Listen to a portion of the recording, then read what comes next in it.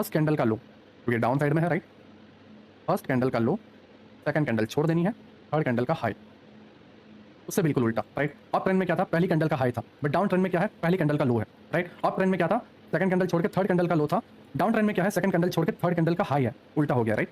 Up में अलग था, डाउन में अलग है राइट। नाउ इन कैंडल के बीच के गैप को बोला जाता है एफवीजी, ठीक है, और इसे सीबी भी बोला जाता है, बट मैं आईसीटी के सीरीज में सारी चीज़ें सिखाऊंगा आपको, ठीक है। नाउ यहाँ पे ध्यान से देखो, इसमें भी इसी तरीके से स्ट्रक्चर मैपिंग आपको देखनी है राइट। प्राइस जो है, प्राइस जो है इस तरीके से ड्रॉप लेगा, आईडीएम बनाएगा, ठीक है, और इस तरीके से गिरेगा, ठीक है। नाउ आप यहाँ पे देखो, आपका आईडीएम हुआ था, ये डाउन ट्रेंड का स्ट्रक्चर है राइट, और प्राइस यहाँ से गिरा, यहाँ पे आपका बॉस हुआ, ठीक है। आईडीएम की वजह से क्या कंफर्म हुआ, पहले लोअर लो कंफर्म हुआ राइट।